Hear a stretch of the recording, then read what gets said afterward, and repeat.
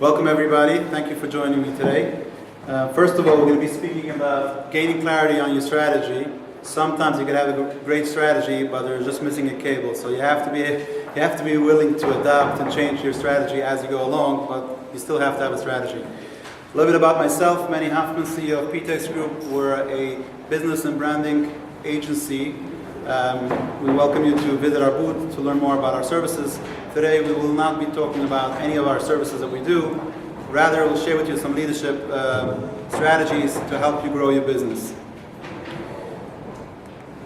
So the biggest struggle for growing businesses. I've been doing presentations and helping leaders for a couple of years now. We've now have over 100 leaders go through a certain leaders forum program that we do now on a monthly basis, and work with thousands of business owners in the last few years. The biggest struggle of business owners, and I want this to be a dialogue between all of us. So if you don't mind, if you look at your business, what would you consider the biggest struggle of running a business?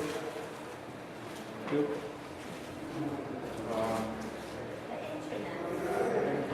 Work management. Managing, okay.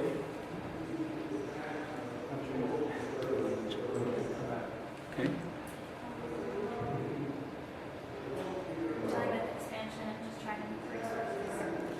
Cool. So, dealing with so many business owners, I came to the conclusion it's relatively easy to grow a business. We live in a world, everything is at your fingertip, clients are all over the place, you have a network, you have social media, whatever you want to, you have your shul, whatever you have, it's pretty easy to grow a business. The problem is managing the growth. So when you go into business, you find that somebody that's in business for 4 months, 5 months, and he says, how are you doing? Oh, I'm killing it. I'm having such a good time. I'm getting clients, and so on and so forth. And then ultimately, a year afterwards, you speak to them and says, it's not so great. What happened? By dealing with business owners is that passion that person had, the drive to go into business without really knowing what's hitting him. They started off. What did they do? They went to the Rolodex, so to speak, of clients. They went to friends and family. They gave him the first chunk of business, and that's how they grew the business in the first place. But as they started growing, is managing the growth. What I mean by managing the growth is, first of all, I need an assistant. I need to start growing. I need to take an assistant. What happens? They put in some ads, they take an assistant, and all of a sudden, the first day the assistant comes in, walk with me for a day, I'll tell you what to do. And they start giving over certain tasks, and now there's 2 people running around the office. And then the third person joins because they can't manage. And then, first time they gave over a client to that assistant, and they dropped the ball, and he says, I need to take it back. And then all of a sudden, they're back to square one. So managing growth is the hard part. The first thing when we speak about managing the growth is, really let's focus, where do you want to go with your business in the first place? What is your strategy? Gain some clarity in your strategy. That will help you along the way. That will help you with what my next moves are. That will help you with when I'm ready for hiring, and so on and so forth. Today, we don't have a lot of time. We started even a little late. I'll try to pack in a lot. Well, you should understand, what we're going to be sharing today is a mindset. I want you to pay attention to it, not so much to the exercise we're going to be doing today, more of the mindset, and then you could go back, you could do it for your business now, you could do it then monthly, you could do it quarterly. I want to share with you a mindset that not only has helped us grow to where we are today, it helped us coach and consult with many thousands, many hundreds of businesses throughout the years. So your first thing, you have to come to the realization that it starts with you.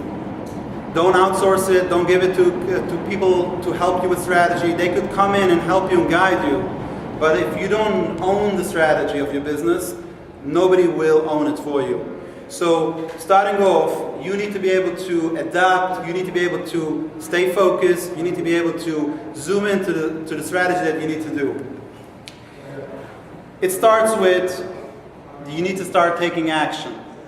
Some people just dive in, doing it, and they don't take action. It starts with taking action. Matter of fact, there was 3 birds sitting on a tree. 2 decided to fly away. How many are left? Wow. The answer is 3. 2 of them decided to run away, fly away. They didn't fly yet. They're still staying there. So the point what I'm trying to say is that it needs to have a certain level of commitment. You need to have a certain level of focus that I'm going to do it, and then with strategy you're going to follow through. So therefore the importance of strategy is so important, because once you decide to do something, your mind will be towards that, and ultimately you'll be able to make better decisions. The number one reason companies succeed, if you look back in the history, other than those overnight success stories that took years to make, it is gaining clarity. You have to be crystal clear where you want to go with your business. When you gain clarity, that's where strategy starts. So you're going to ask yourself at one point, today, tomorrow, am I clear where I'm going with my company? And then is the strategy matching up with my clarity?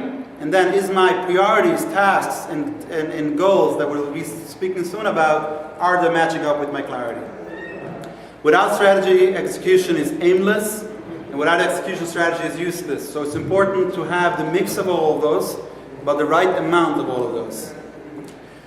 And statistics show people who write down their goals have over 80% higher success rate of achieving them. Therefore, when we speak about strategy, it's not so much I have clarity in my mind. It's I have clarity in my mind, therefore I have strategy that I put down on paper.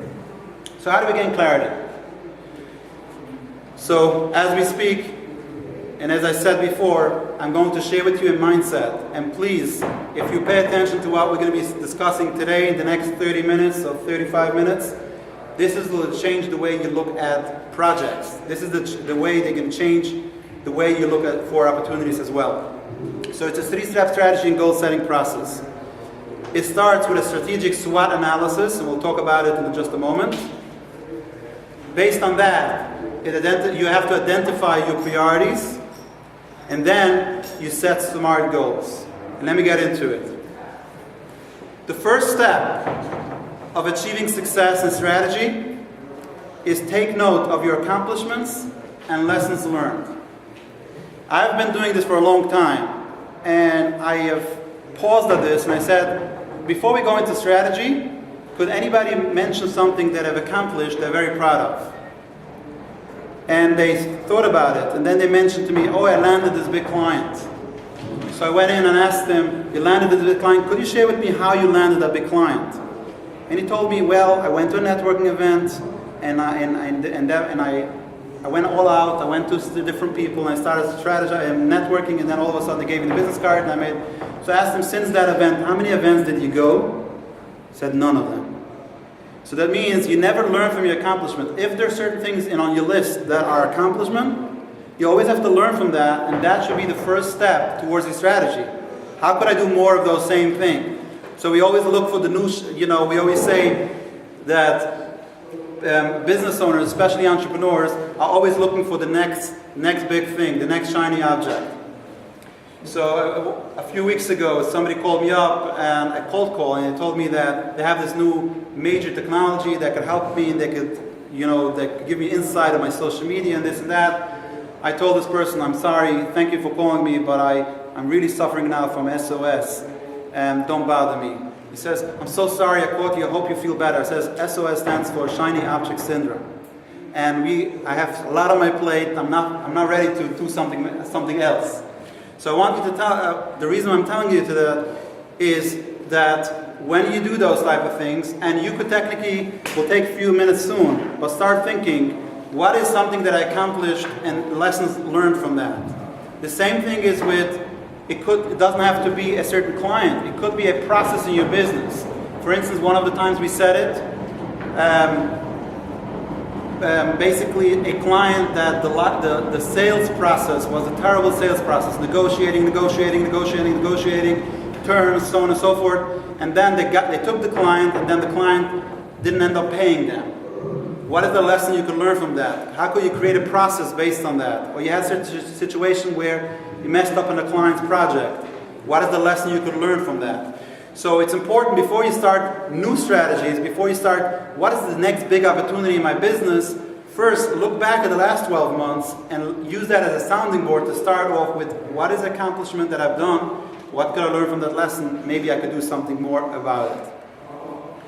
The next part is called the SWOT analysis. SWOT analysis is something that if you have teams, it's important that you could even do it with your full team. But if you have leadership, you could do it with your leadership. And if you're solo entrepreneur, you could do it as a solo entrepreneur. This is once a year at minimum. You want to go through a SWOT analysis in your business. Those are the strengths, weaknesses, opportunities, and threats. The way you do this is you start with internal. You ask yourself the following questions. We've been in business 12 months, a year, 2 years, 5 years, 10 years. What is really one of our strong points that we need to know, that we know we have? For some people it might be you're an architect and you have certain degrees and certain licenses, or you have done certain types of projects that sets you apart from the competition. Sometimes it's a certain skill set. Sometimes it's an infrastructure. Let's say you're packaging. One of the things that is one of our strengths for our company, we have 5 facilities across America. So if you have a retail establishment and you need to have goods shipped to the East Coast and the West Coast and so on and so forth, we could ship it to you the next day in all of those places. So you have to figure out what are the strong points, and you'll soon see why it's important. But you need to figure it out. At maximum, I would say it's 3 to 5 of those things. At minimum, you want to find 1 or 2 things that you feel that you have a certain strength in your company. It's internal only. Then you want to look at weaknesses. Where are we weak? If you look at your current state of business, where are we weak? Maybe it's your accounts receivables. We don't collect money properly. So therefore we are basically creating our internal cash flow issue. Maybe it's, we're a marketing firm and everything is going digital. What are your capacity for digital? Or maybe I'm a contractor, but I don't do certain parts of contracting, and therefore when I speak to clients, they ask me about it, I don't have that service, and it puts us in a disadvantage. Maybe it's a certain type of person in your company you don't have, and therefore it's basically lingering your success. Those are internal. Then you move on to external.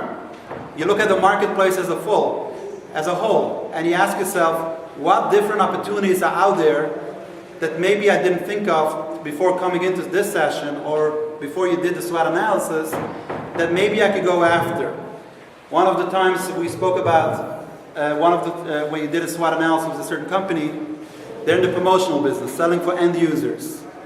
And I pressed him to write down a couple of opportunities. He said, you know what, I never went after government bids, or I never went after schools that need ongoing promotional items. And I asked him, is this opportunity? Why didn't you do it? Because I never thought about it. I just never. Now that you forced me to think about it, I started thinking about it. 6 months later, at least 40% of his business is actually that. Just because he took the time to think, and he came up with what other places could I basically, out of the box, where could I expand? Doesn't have to be different services. We're looking at the same service with different markets. Somebody selling office furniture. They never actually went out to make connections with interior designers that sell office furniture. So they used to sell whoever calls them up, or going to shows and getting end users. Based on opportunities that maybe you could basically partner up and create relationships with different people. Every business is different, but the concept is, think of a couple of opportunities where you could expand your business in the next 12 months. And the same thing is threats. Sometimes we dig our hole in the sand and our head is there, and we're on our business, and we do it, and all of a sudden we lose market share. And sometimes it's based on the things the competition that we thought is going to take up market share. A lot of times it's even things that we didn't even think about. Let me share with you 2 examples. One of the perfect examples, how many have used Uber? Okay, Uber, yellow taxis, they've spent all the effort to fight government bureaucracy. They never thought a company like Uber could come in and take away part of their business. So when you think about threats in your business, don't think about the competition down the block. Which reminds me of a story that a couple of years ago, somebody came to me and he spoke about his retail establishment, and he told me that it's not doing so well. And I asked him about how big is the market, maybe just your capacity. He says, no, there's 2 blocks down the block, there's another establishment just like mine, and he's so successful. I said, how do you know? What do you mean? I keep on looking every day who's going in and out. I said, guess what? That person is successful, he's only managing one store. You're managing 2 stores, so maybe you're not focusing on your store, you're only focusing what's happening in that store. Maybe use that time wisely and you create some magical experience for people coming to your store. But another example that I want to share with you is we had a client in the vitamin business. So naturally, when somebody would look at who's competing with the vitamin industry, what do you think? Would you want to give me an example? Who's competing if I'm looking at a vitamin company? Health food companies. Health food companies?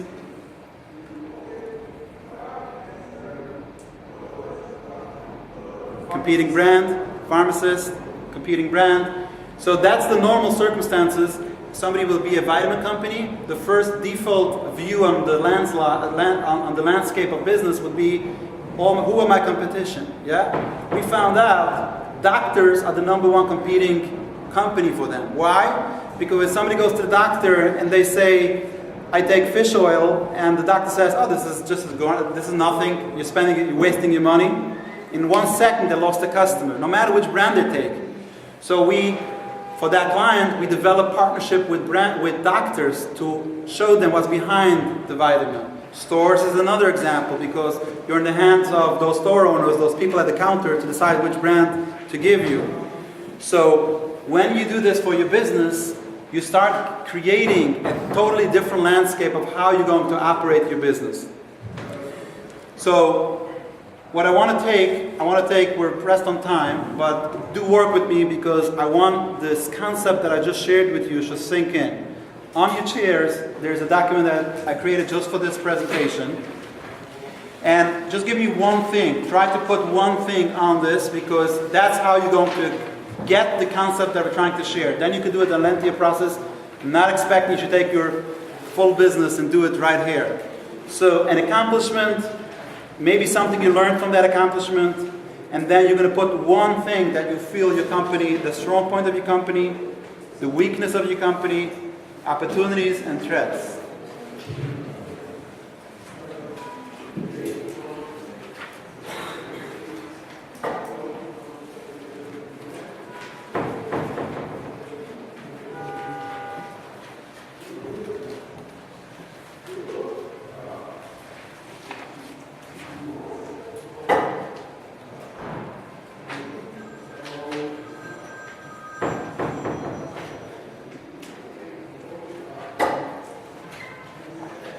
So again, accomplishment could be anything that you have accomplished the last 12 months. Lessons learned could be either from that accomplishment or just something, I should have fired this person way earlier. Why did I wait so long?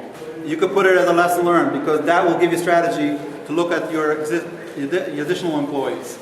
Strengths, weaknesses are internal only. Nobody knows about it. Eventually we will, maybe, or fix it. But for now, you want to put something on the sheet. What is something you feel very strongly that your company could really deliver well? Weakness is something you feel you can do better. Opportunities is where you can expand your business market. And again, what comes to mind right now? And threats, what are the things that you need to be aware of that could really basically delay the success of your company or really shift where you need to go with your business? Anybody ready to share any of those? Accomplishment, come on, let's. I'm a commercial broker, so I recently started, and I used to call people and ask them if they want to buy property, investors, and I changed my pitch. If they want to sell their property, and I saw double leads. How did you come to change your mind from what you've done to the current script? I had a conflict with principal broker. I listened to what he was saying. Cool. So basically, a lesson learned from such a situation would be, where else could I perfect? What else in the process could I perfect? Now I have this, I know I've done it one way.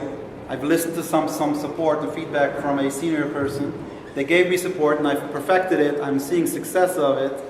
What other areas in my business could I do the same concept? That's the concept of looking at accomplishment, because you can learn so much based on what that accomplishment, the process of that accomplishment. Anybody wants to share a strength?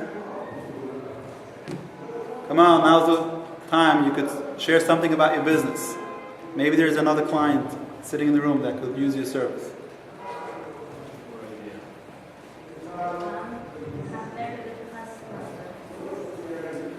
Okay, and how do you define customer service? Schuster.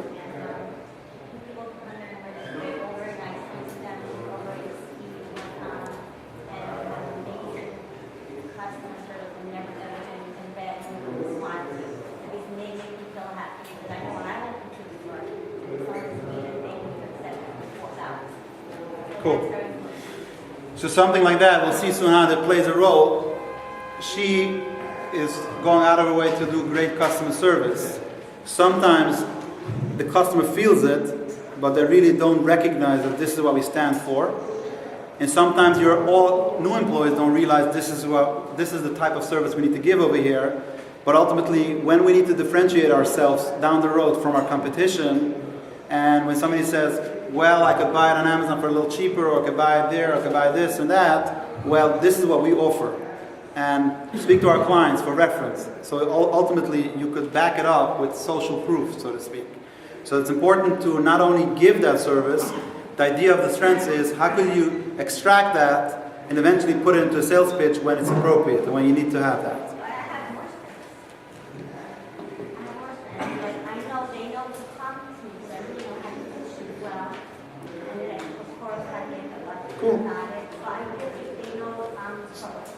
Cool. So those are the things that you need to extract. Once you do the SWOT analysis, and I'll tell you, I have companies that have done this exercise throughout companies. The lists were 30, 40 different things on each one of those. Weaknesses, it could be, we have this weakness, we have that weakness, threats, different things. If our business relies on this one person because he's great and there's no other person like that person, what happens if this person quits tomorrow? Our business goes away. When do you want to deal with it? You want to deal with it when the person goes away or is asking for a 200% raise, and at that point you have to make a decision? You're dealing with him today because it's in your SWOT analysis. You know what you need to deal with.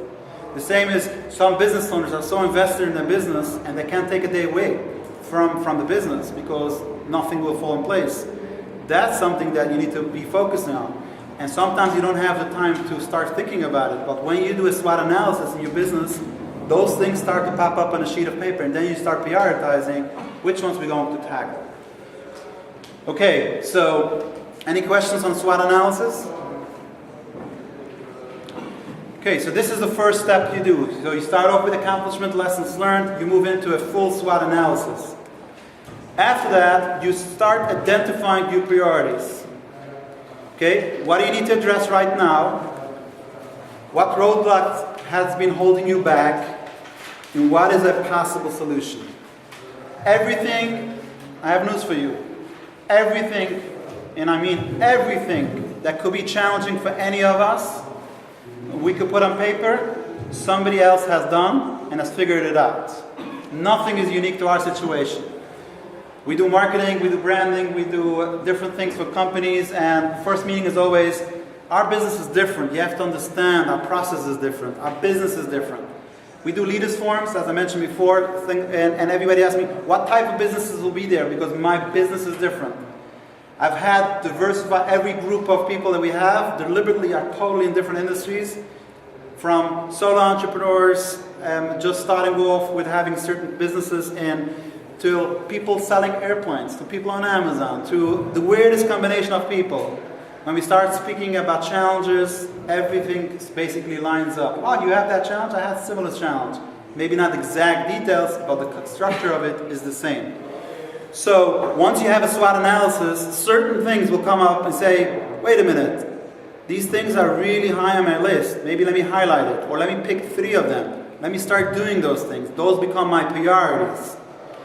Okay, priorities, we'll get into soon how you deal with priorities, but for now, just trust me on the word priorities. Priorities means it's on my priority list. I want to make this a major focus in my next few months.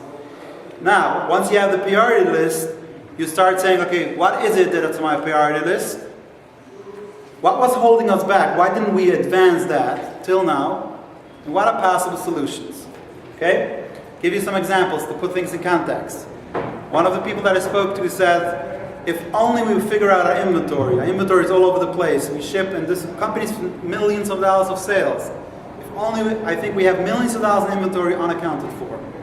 And I think if I want to really systemize my business, get to the next level, that's a priority. So this is one of the things that came up on his list. I asked him, what roadblocks have you been facing till now? Why? You know it's important. Before you came into the meeting, maybe I made it obvious and I made you highlight it today. But why didn't you do anything about it if it's millions of dollars? He said, I don't know who to go in my company, who should be responsible for that project. So we start going into the concept. What's your warehouse manager look like, and this and that and that. Let's start putting possible solutions. Hiring someone, taking one of the people and just shifting their responsibilities for the next few months. Those things could come up as possible solutions. Cash flow issue. I want to buy more stuff. I want to bring in more goods from China. Whatever it is. I have a cash flow issue. I can't keep up. What's the roadblock? I don't have cash in the bank. Possible solutions. Short-term goals, long-term solutions. Borrowing, getting some loans, friends and family. If it's a larger issue, maybe sometimes it's time for an investor to come in to infuse cash. Those are all possible solutions. Then you pick out the best solution for you. But this is a priority. I know if I don't take care of my cash flow issues, I'm going to fold. My company will fold the next 18 to 24 months. Or I'm going to run out of inventory, and that's a lost opportunity.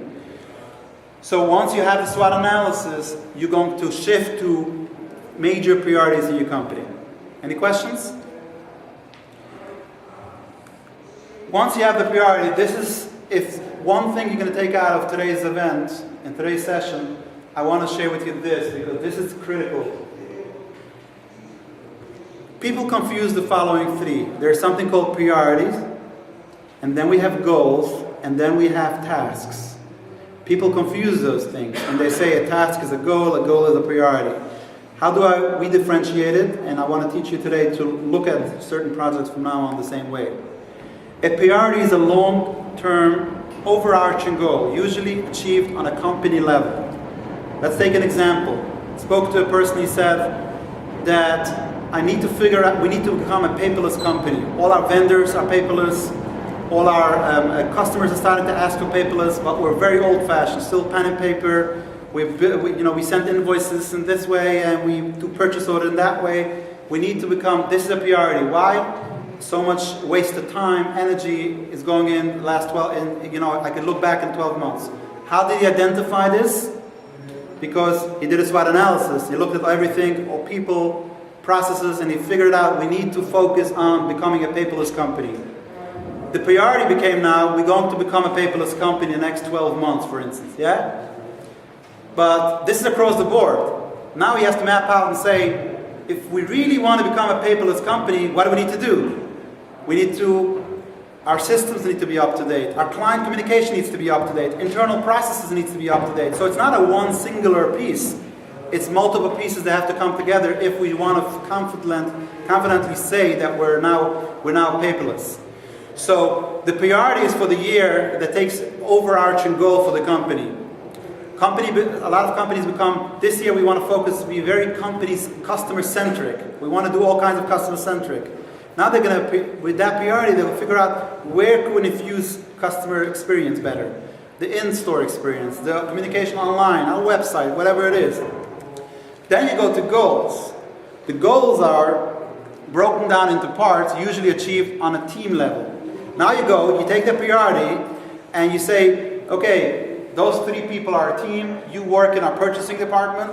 I want the next 2 months. Your goal is everything we do in purchasing should become paperless. Figure out which system you're going to be using. Figure out how you can communicate that to vendors. But those 3 people now know they have a specific goal. They don't care about their full company. They know there's a company priority, but they know my task, my goal is to do that. Then comes the task, which is really short term, which that part basically where it becomes broken down tasks within that team. So there's 3 people, and we need to achieve now. What do we need to achieve? We need to get our full department under paperless. Now there's multiple things that need to happen. and then we start outlining tasks. First, make a list of all the documentation we have. Okay, Joe creates a list of all the documentation. John basically reaches out to all the vendors to see if they're able to accommodate our new processes, whatever it is. But together they achieve the final goal, which ultimately is part of the priority of the company. So when you look at a priority, when somebody says, you know, we made it a priority to finish our website this next 12 months. And I say, great, next 12 months you made it a priority to finish. I ask him, so what are the measurable goals you're putting in place? Who is in charge of it? We all are in charge. No, it doesn't work that way. If you want to create your website to be up and running, let's say you're a product-based business, there's the technology part, there's the data entry part, there's the pricing that needs to match up. Those are coming from different people. If they're not broken down to tasks on different people's list to do, you're going to get stuck. 12 months will pass by, you'll hold exactly where you are, maybe another 10-15% further down the road. However, this person said, we can't launch the website because we don't have the data. He says, it wasn't on my priority list, it was the company's priority list, but I had a full plate to do.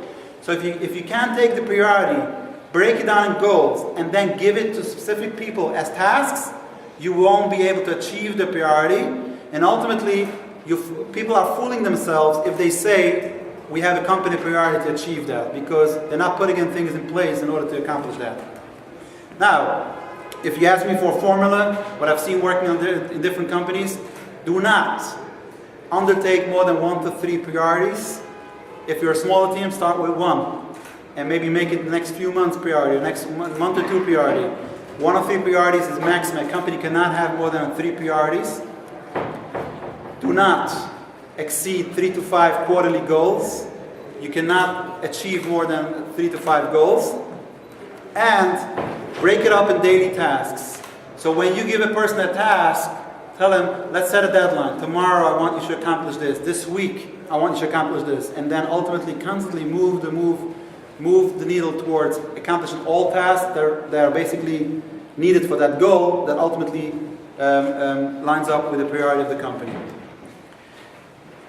Another thing I want to teach you, acronym that I feel that if you want to take something out today, is DRI. Never, ever walk out of a meeting without asking the question, who is the DRI? Who is the direct responsible individual? There's a lot of meetings and a lot of time wasted when the conversation is, okay, let's all think about it, we'll come back, we'll jot down some notes, we'll come back with some solutions. Fine, it's good, it's collaborative effort, it's team effort, fine. Who is DRI? Who is responsible? So when you look back, the priority could have somebody responsible, a direct responsible individual. The goals need to have a DRI, and then on the task level, each person is a DRI for that task. So when you start doing this, people own up to those things, and ultimately they see success. Go back to the example I mentioned before about the warehouse. I went to this person, I tried to help him achieve his goal, which is priority. His priority was, we're going to clean up our inventory. You know what he told me? So I tried to convince him, because he tried to convince himself he needs to hire somebody new to do it. I said, no you don't. I want you to have some tough conversations with your warehouse manager, because if he's warehouse manager, he's managing the warehouse. If the warehouse is a mess, I think it falls into their job description. And I told him the following, call in this manager, 10 minutes. Okay. So he called in his manager and he told him, I told him, say the following, our warehouse is a mess and I want to give you the opportunity to do it right. Okay? What is it that I could help you achieve this? Could I take certain things off your plate for now, but I want this is a priority for the company. And then he did it. It took a few weeks, he called me back and he told me, I want to tell you something interesting what happened. Not only did I give him this responsibility, I made sure everybody knows that he's given this priority now and this goal of achieving in the next few weeks. What happened is he created a process, the warehouse shouldn't get messy again. I told him this is the power of a DRI. If somebody becomes direct responsible individual, it's their project now. So it's not only I'm going to do what I have to do, I want to make sure that the work that I put in is not going to go to vain and all of a sudden 4 weeks down the road or 4 months down the road, everything is back to normal. So that's the power of the DRI. I'm going to try to go a little quicker, the second part. Then comes, I want to share with you goals. People look at goals as end result. Goals need to be specific, measurable, achievable, realistic, and timely. I want to give you an example so you really put it into play. Somebody, let's say, is a salesman, and the end goal is they want to have $100,000 worth of business. And he goes in a new job, he gets a new project, in the person interviewing, he says, okay, what is my goal that I want to accomplish per month? He says, you could achieve $100,000 worth of business. So first of all, that is the end result. He doesn't control the end result, which is what happens, the 100,000. He needs to ask himself, go backwards and ask the following. Ask yourself, how many clients do you need to bring in to bring me $100,000? So let's say 5 clients, $20,000 client. I need to basically land 5 clients in order to have $100,000. Now, move backwards. What's your closing ratio? How many clients, how many proposals do you need to send out in order to have 5 clients? Maybe the ratio is a 50% ratio. Let's for the simplicity of the math, it's 2 clients. Maybe he needs to, for a basic 50% ratio, he needs to put out 10 proposals in order to get 5 clients to land the new business. Now, how many people do we need to speak to in order they should say, yes, I'm interested, give me a proposal? Maybe that's another 50%. Usually this is a high number, but usually it's even higher than that. But now you need to have 20 clients that are coming into your funnel. How many people do you need, how many doors do you need to knock in order to get 20 people every month? Maybe that's 10%. Maybe you need to have 200 doors that you need to knock. 200 doors you need to knock in order to have 20 people that are raising their hand, they're interested in listening what you have to say. From that 20, 10 are asking for proposals, which maybe 5 will close. So that means SMART goals. You need to know specific what you're trying to achieve. It needs to be measurable. How are you going to be measuring it? It needs to be achievable, so you're not fooling yourself. Realistic, meaning you have the skill set to do it, and timely, it has to have time sensitive, it has to have a time deadline. So when you are a salesperson, if you look at a SMART goal this way, instead of having a goal of achieving $100,000 at the end of the month, you now have a goal of making 20 phone calls today. Because if you don't make 20 phone calls today, you're not going to have 200 people in your pipeline. That won't give you the 20 people that are interested. That won't give you the 10%, the 10 people that needs proposals, 5 clients, and then they ended up having. So I've seen salespeople that are really putting this into action. I've seen tremendous success. Why? Because most salespeople just the first few days of the month, the first 2 weeks of the month, they're all over the place. They're not focused. And then the last 2 weeks of the month, they start scrambling. They don't have leads. They don't have business. If you start looking at such a formula, you start seeing much more success. Input, output versus outcome. Okay? Going back to the example of 100,000. Focus on what you could input. You could make 20 phone calls. You could visit 10 clients. You could put in this input. Hopefully the output will come. The outcome will come, but ultimately you focus on what you're actually doing. Focus on what you can control. We sometimes are deliberately saying, this is not achievable. If it's not achievable, don't undertake it. If it's achievable, then undertake it, but do the effort. The more you're going to do the effort, maybe the numbers will change, your progress will change, but do that. And ultimately be ready to say no to other things. So going back to closing up this part of the presentation, when you do a SWOT analysis for your business, you want to know, how do I know what I need to focus on next? You look at accomplishments and lessons learned just to set the mood of the meeting. Then you do a real rigorous SWOT analysis. You do it with your team, you do it with yourself. Sometimes you could bring in a friend that could just help you extract information. Once you do that, you create those priorities. You come up with up to 3 priorities. Once you have a priority, ask yourself, how does the goals look like for that priority? How could I take that priority and put it into segmented goals that I could accomplish? After you have the goals, you create tasks. If there's multiple people, you split up the tasks. If it's you yourself, you start saying, what for that goal, maybe it's a monthly goal, what am I doing today? What am I doing tomorrow? What am I doing this week as a task on my to-do list in order to match up with that final goal and priority? Now, I want to be kind on yourself and your team. Make sure those mini goals, the tasks, the goals, even if it's a larger priority, sometimes you don't see real success for months.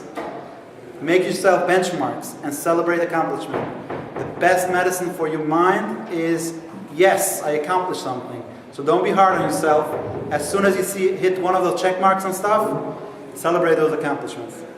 Now, I want to go into a quick second part of it. Is most people ask, this is all good. I'm running from phone call to phone call, from task to task. I don't have time to do SWOT analysis. I don't have time to focus on priorities. I don't have all this time. Where did I get time? But I want to ask you a question. What do we have in common with the President of the United States? 24 hours. Yep, you got it. Last time I asked, they said, we both don't know what to do with our business. We all have 24 hours in a day, and no matter what political side you are, we know the president carries a lot. That means he has ways of communicating. He has ways of what he does on a regular basis. He has certain things that he gets involved, certain things he does not get involved, certain things he gets reported on, certain things he doesn't even get reported on. You have to be able at one point build yourself out that culture, especially if you have team members as you start hiring and you have people to do that. And I'll give you my main 4 things, the 4 strategies to get more done. This could be a full session, a full day on its own, but I'll give you the basic concepts. Again, today is all about concepts. I want to teach you a certain concept to look at certain things. So 4 strategies to get more done. First thing is own your day, so it doesn't own you. Most people go into the day, let it fly. We're here. Inbox, whatever it is, let it fly. Create yourself a list of must-dos versus to-dos. What I mean by that is, we create to-do lists. I don't care if it's an app, if it's a Word document, if it's a sheet of paper. Everybody should do their preference, what works for them. But whatever list you have, create yourself that list. It's really important for 2 reasons. One, you want to check off stuff, satisfaction, we mentioned before. But other than that, you want to create a list of what you need to do. But we always put on the list more stuff that we could do. Anybody knows of that? We put on a list more things that we could do. So as soon as you finish your list for the day, for the week, whatever it is, maybe highlight certain things that must-dos versus to-dos and get to that first. Embrace your calendar.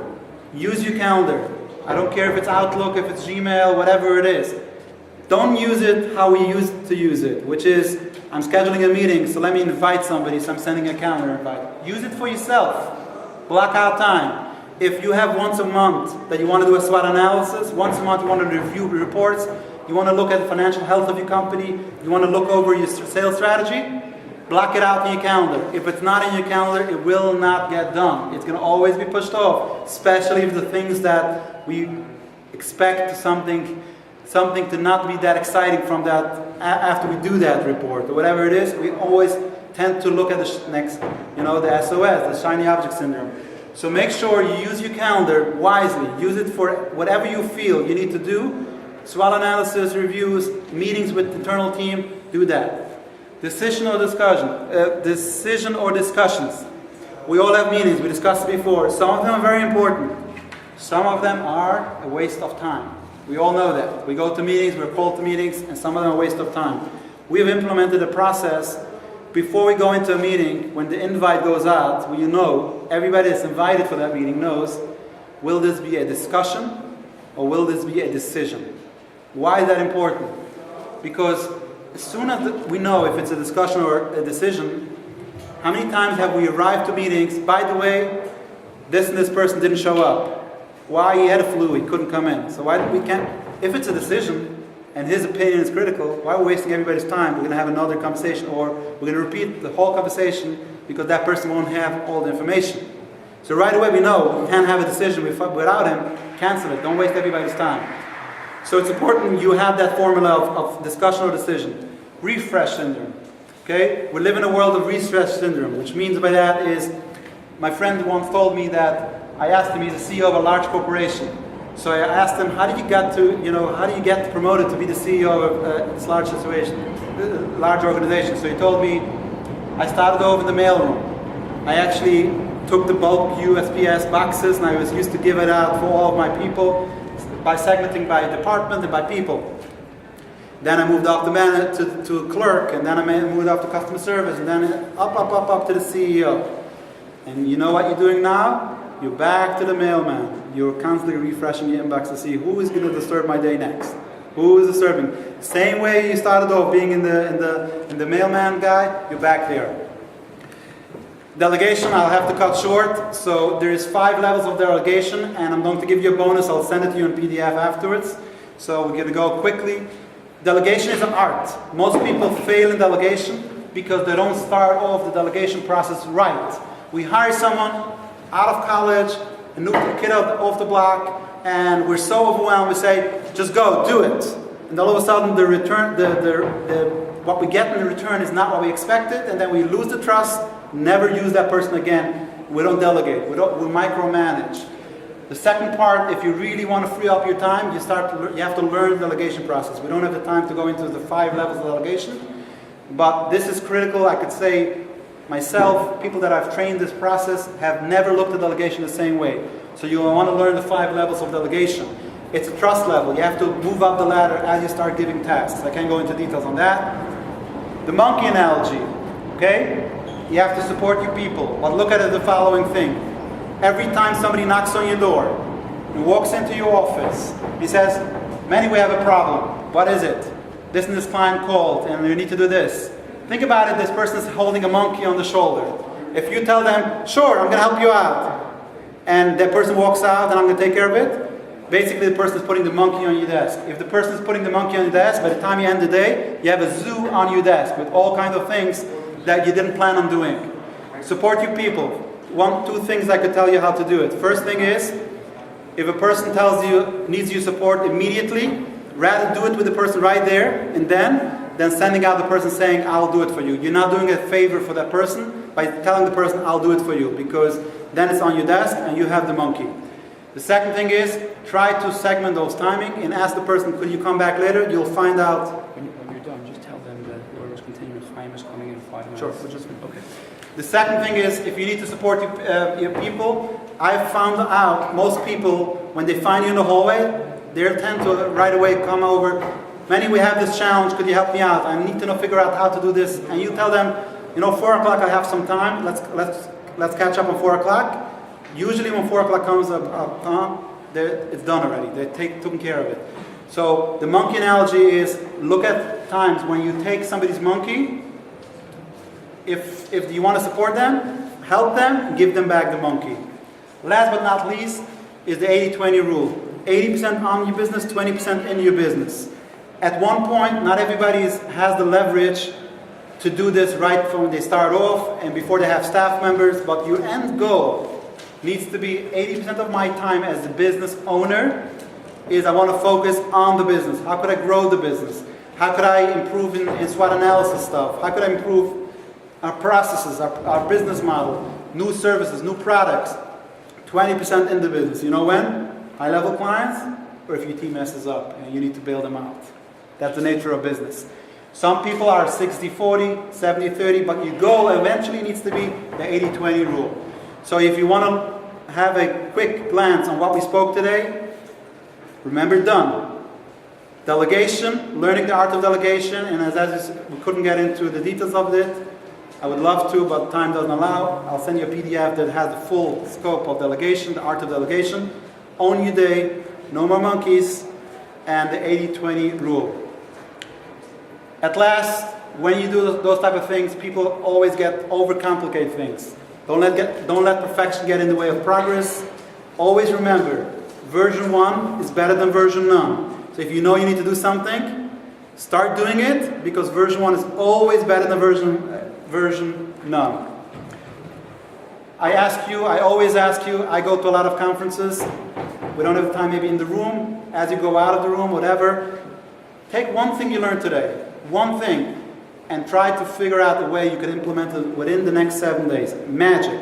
If you could implement something within the next 7 days, you're going to get in the habit of implementing. Not only for my session, any other session you're going to be here today, learn stuff and take one thing you could implement within 7 days. It could be as simple as the monkey analogy.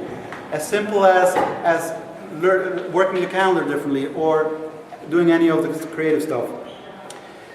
Again, it was my pleasure to share with you this feedback. I'll be outside. The next session will start for some questions.